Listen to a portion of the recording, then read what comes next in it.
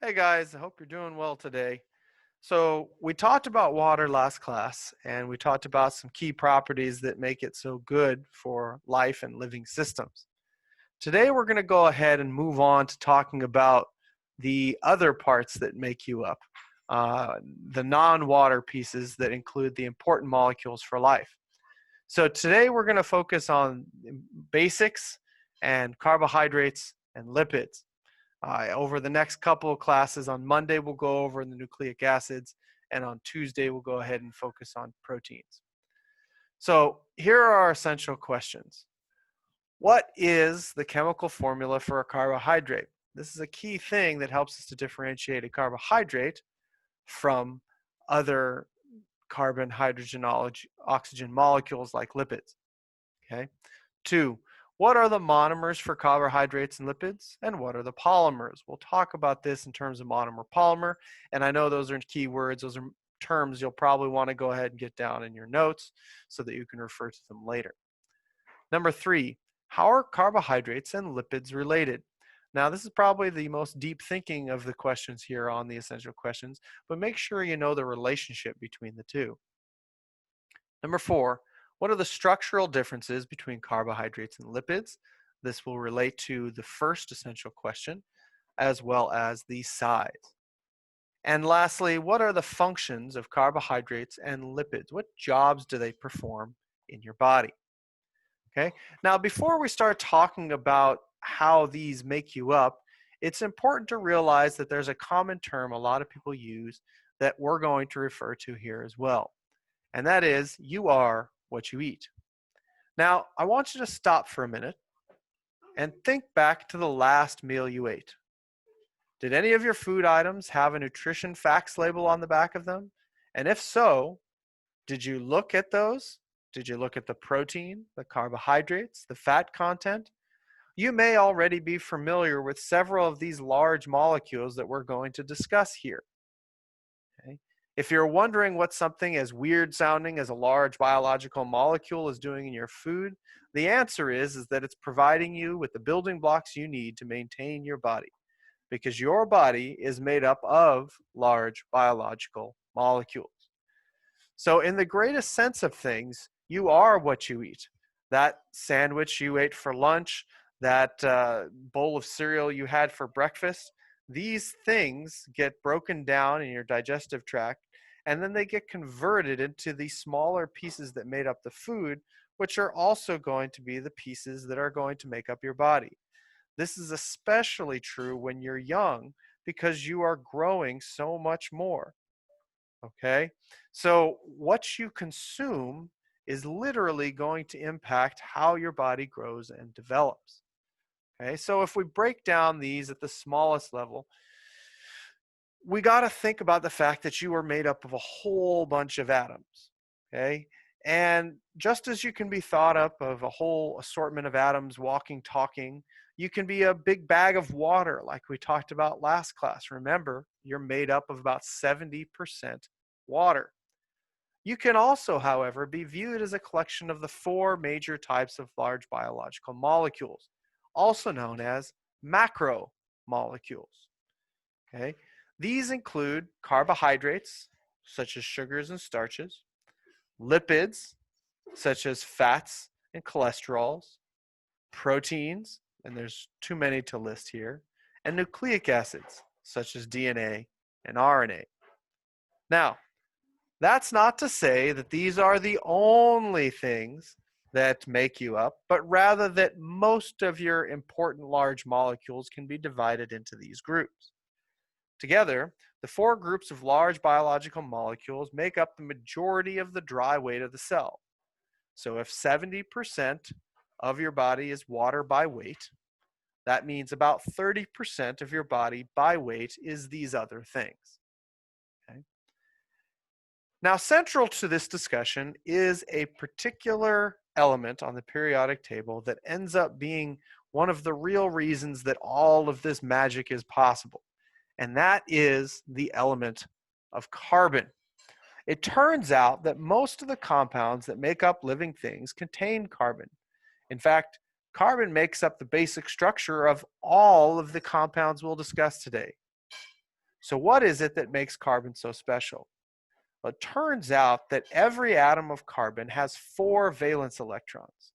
Hopefully you remember your basic chemistry from physical science last year, that an atom is made up of 3 particles: protons, neutrons, and electrons.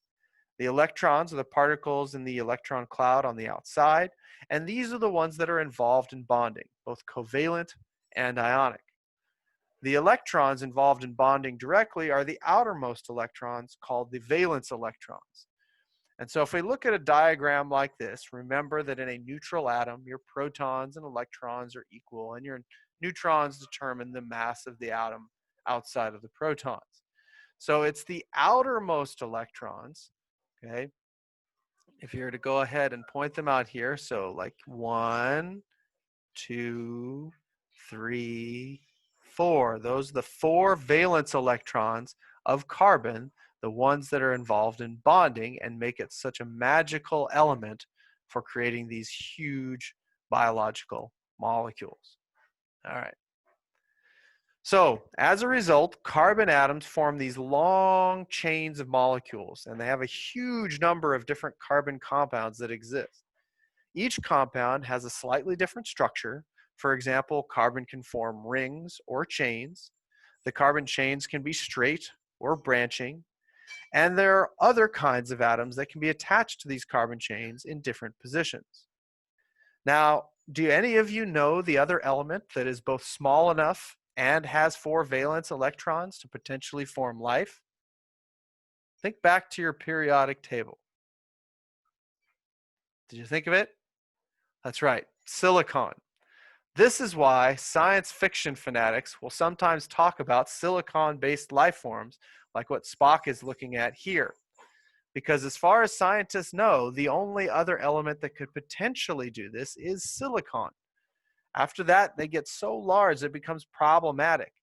So when we start looking at this, carbon is the smallest that has these 4 covalent bonds, and silicon is the next one up. Beyond that, they really get too large. Okay?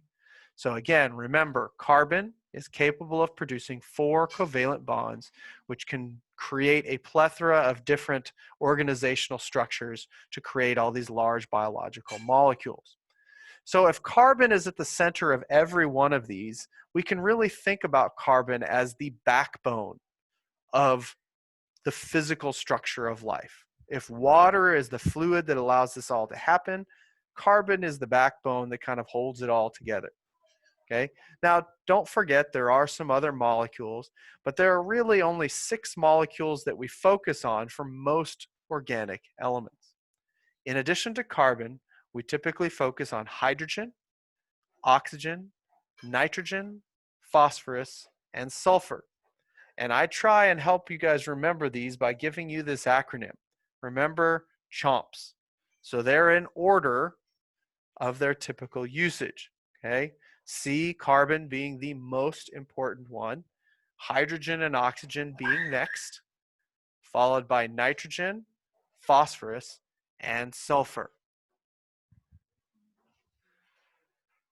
So what other types of molecules or elements are included in these biological molecules? Well, sometimes we're going to see a variety of different things. Maybe you see a magnesium atom that's included in there because it's a chlorophyll molecule. Or you're looking at hemoglobin and you see an iron atom in there for chelating. So there are other elements that are included inside these biological molecules, but we just need to focus on the main 6 and making sure we're familiar with that. If you guys go on to take chemistry, you will have a whole unit that goes over organic chemistry, looking at primarily these 6 basic elements. CHONPS, carbon, hydrogen, oxygen, nitrogen, phosphorus, and sulfur. Okay?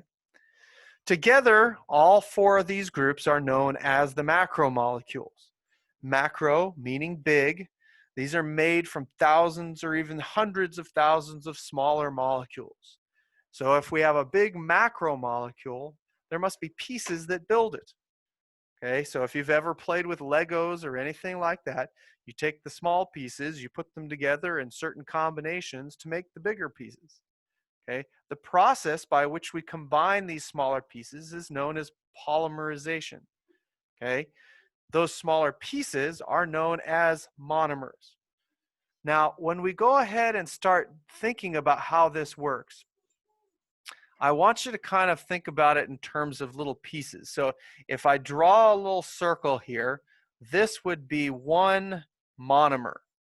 If I go ahead and draw another one, okay, this one is also a monomer.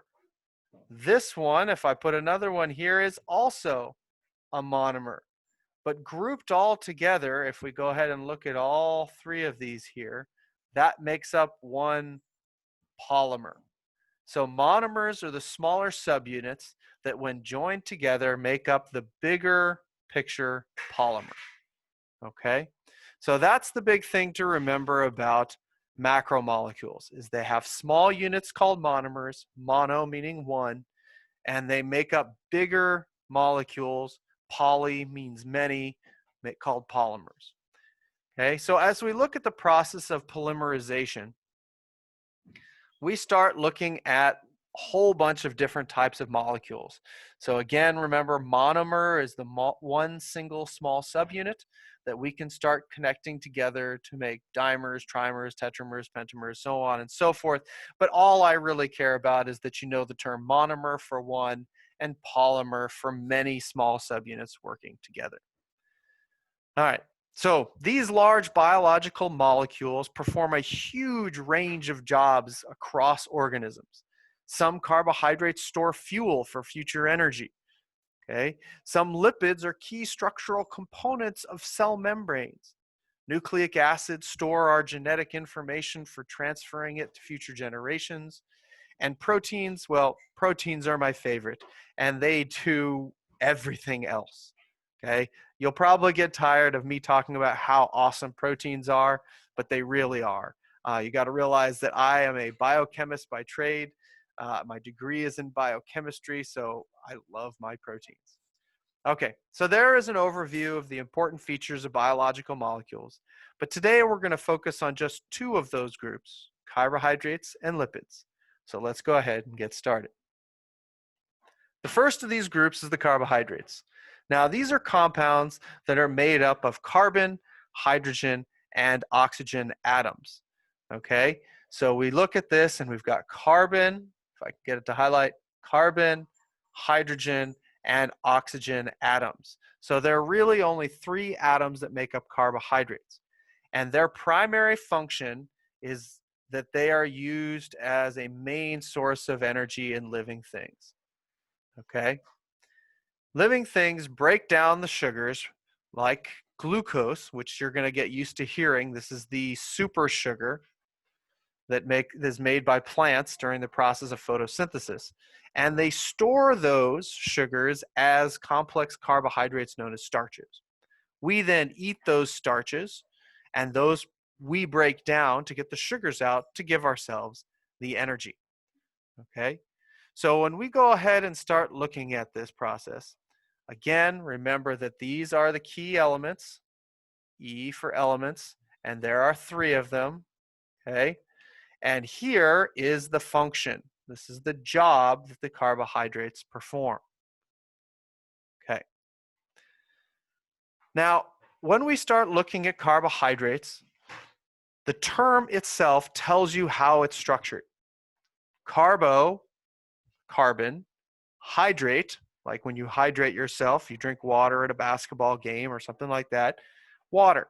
So carbohydrate means carbon and water. And if you look at the chemical formula for it, there's your carbon, okay, right there.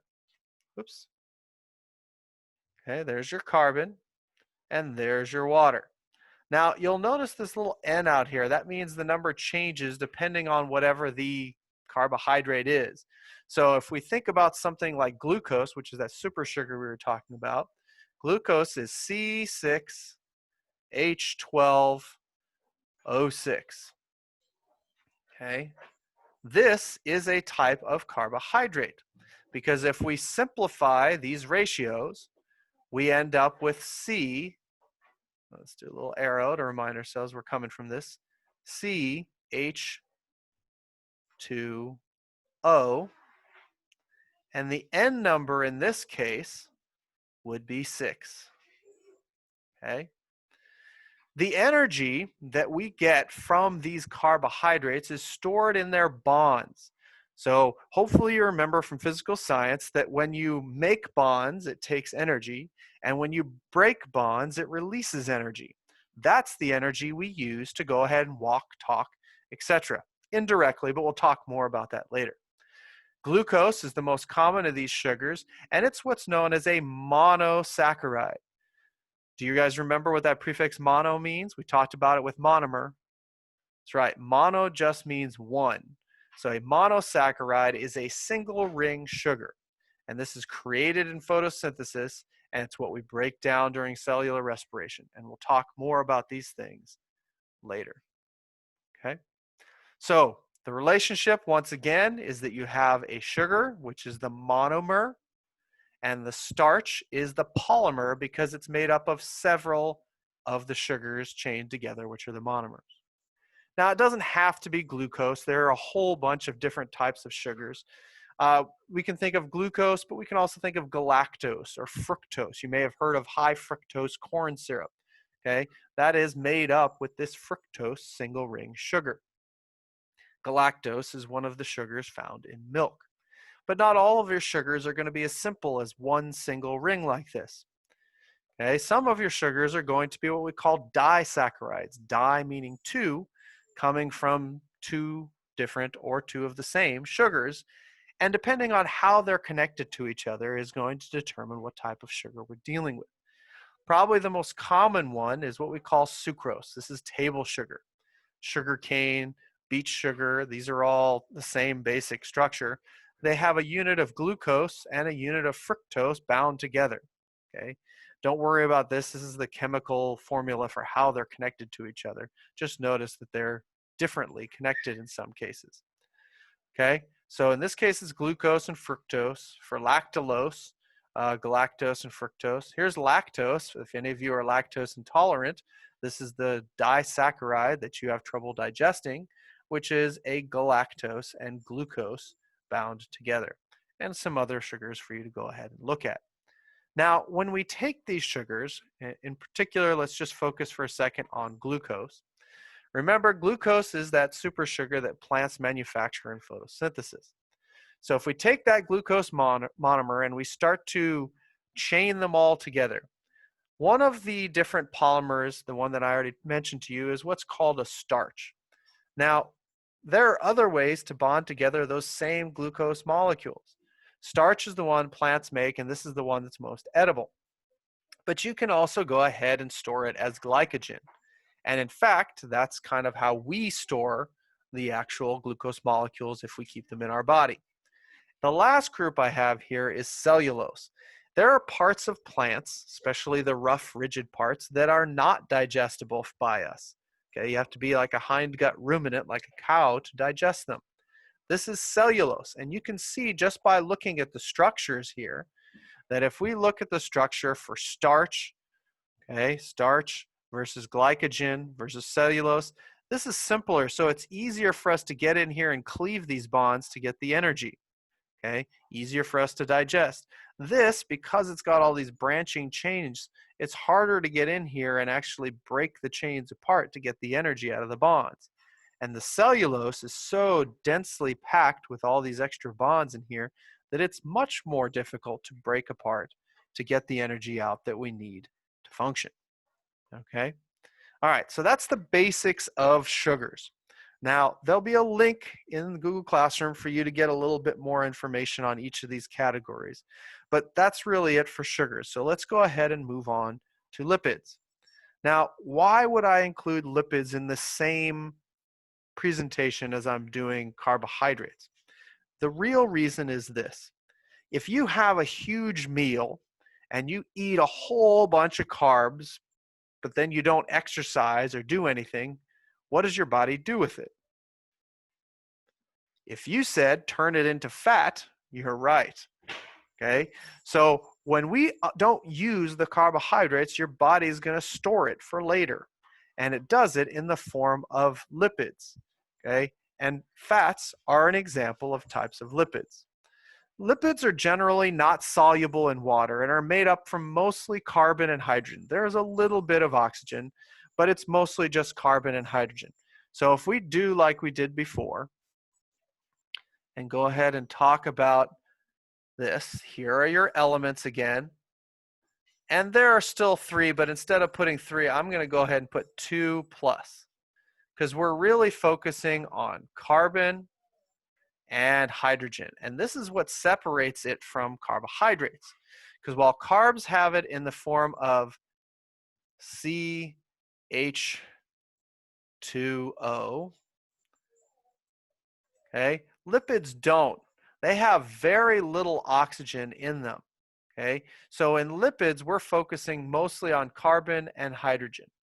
Their main function, right here, is to store long-term energy as well as to build up important parts of biological membranes and waterproof coverings. Okay? It's the fat that allows you to high five without hurting your hands. Okay? It's the fats that are in your skin that help you repel water. Okay? These are all examples of the jobs that lipids do for you. So before you think of fat as just being a bad thing, there are some important things that fat does for us. But I want to highlight that there is less oxygen than what we would have in a carbohydrate. Okay? All right. So as we go ahead and move on, there are lots of different things that are lipids. It's not just fats, but all of them tend to feel greasy or oily. So in addition to fats, we're also talking about our oils, waxes, phospholipids, and steroids. Okay. Now, I don't want you to think about steroids as just being these illegal substances that your weightlifters go ahead and put in, or football players to try and get huge and stacked. Steroids actually come in many different forms. And we actually produce as men some steroids ourselves. Testosterone is a type of steroid. Okay, lipids aid in protecting against drying out. Okay, they help insulate us against the cold, and they absorb shock as well. So there's that high five thing we were talking about before. In terms of their elements, once again, they're made up primarily of carbon, hydrogen, and oxygen, but there's a lot less oxygen than there is carbon and hydrogen. Some that you may have heard of include cholesterol, phospholipids, triglycerides. I'm far too familiar with these. I have to go ahead and get a lipid panel done every year because I have genetically high cholesterol. They check my cholesterol and triglycerides all the time. Okay. The one thing that I'm going to focus on primarily at this particular time is that lipids are the main structural component of membranes. After we go over the basic parts of the cell, one of the structures that we will focus the most on is the cell membrane because it allows for transfer of materials. It also is used for long-term energy storage, and I'm going to highlight that here because it helps us relate lipids back to our carbohydrates. Remember, if you eat a whole bunch of carbohydrates and you don't exercise to try and use that energy, your body stores it in the form of fat, which is a lipid. Okay. Remember, this also includes waxes and some fat-soluble vitamins like A, D, E, and K.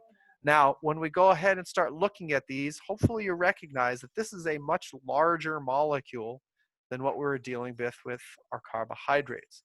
Here's an example of a cholesterol over here.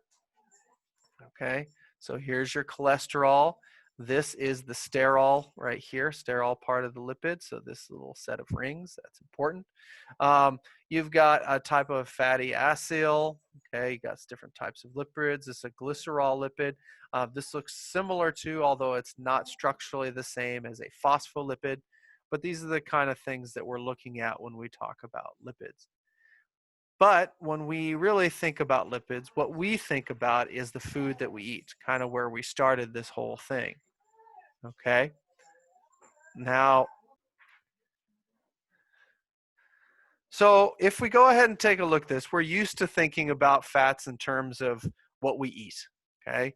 Um, there are two categories of fats that I want to highlight for you, and you've probably heard of these already, although you may not necessarily know the difference between them. So we start out with our unsaturated fats. These are the ones that are liquid at room temperature and mostly from plants. These are what are typically considered the healthier fats. But there are also the saturated fats, and these are the ones that are typically more solid at room temperature and mostly come from animals. So if we're trying to identify fats, because remember, you do need fats, avoiding fats altogether is not good. You need some in your diet.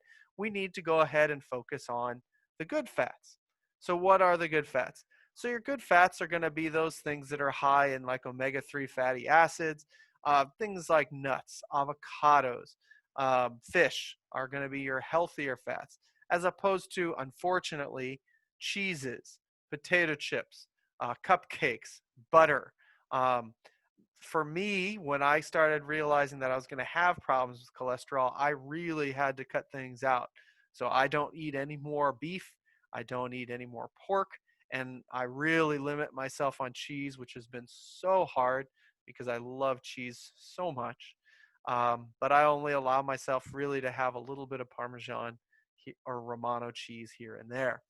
Um, Good fats, those that our body uses to build, make healthy structures in terms of cell membranes, versus not so good fats, those that are not as good for our overall health.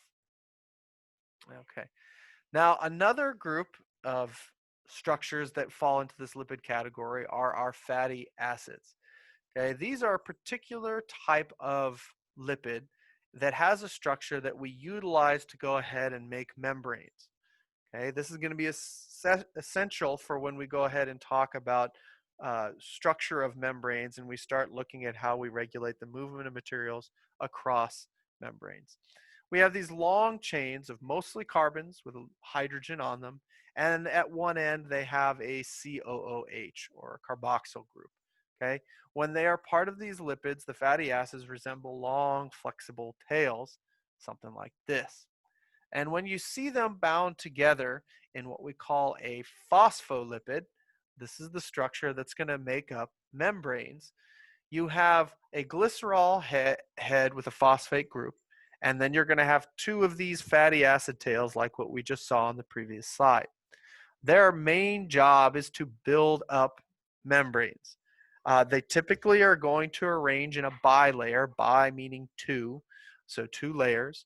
And a phospholipid looks something like this, although the typical representation that we're going to go ahead and use for class is going to look more like this, the little circle with the two little tails coming off of it. Okay, so this is going to be a structure that you're going to see a lot this semester, especially when we start looking at transport, membranes, diffusion, osmosis, those types of things. Okay, we'll cover that more later. All right, so what we have seen is that phospholipids have two structures.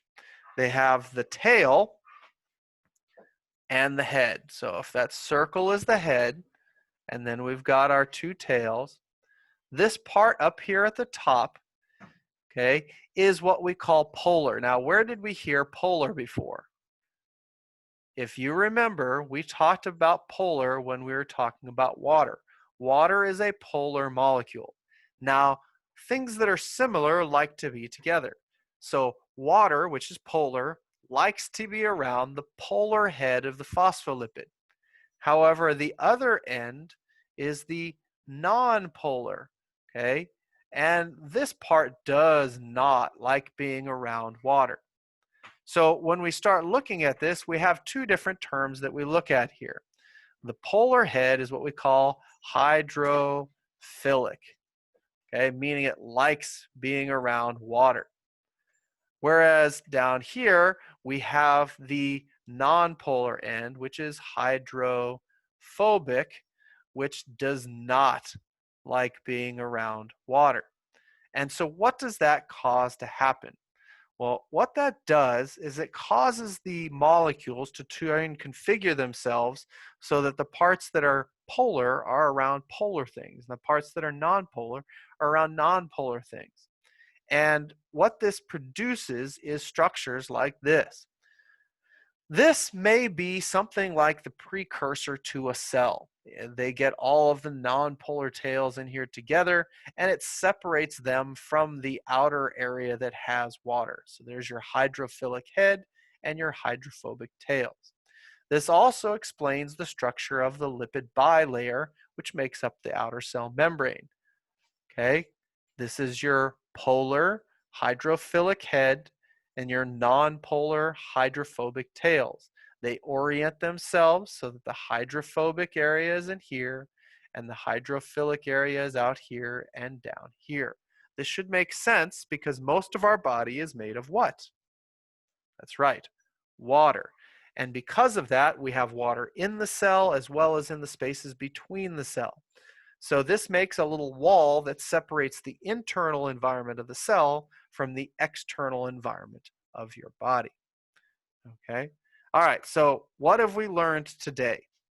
Okay, today we have been focusing on two categories of important biological molecules, the carbohydrates and the lipids. Carbohydrates include your sugars, which are the monomers, and starches, which are a polymer. Now, lipids are made up of fats, oils, waxes, these types of things. Both carbs and lipids are made up of carbon, hydrogen, and oxygen, which should make sense because if you eat a whole bunch of carbs and don't exercise, what does your body do with it? That's right, it's going to convert those into fat.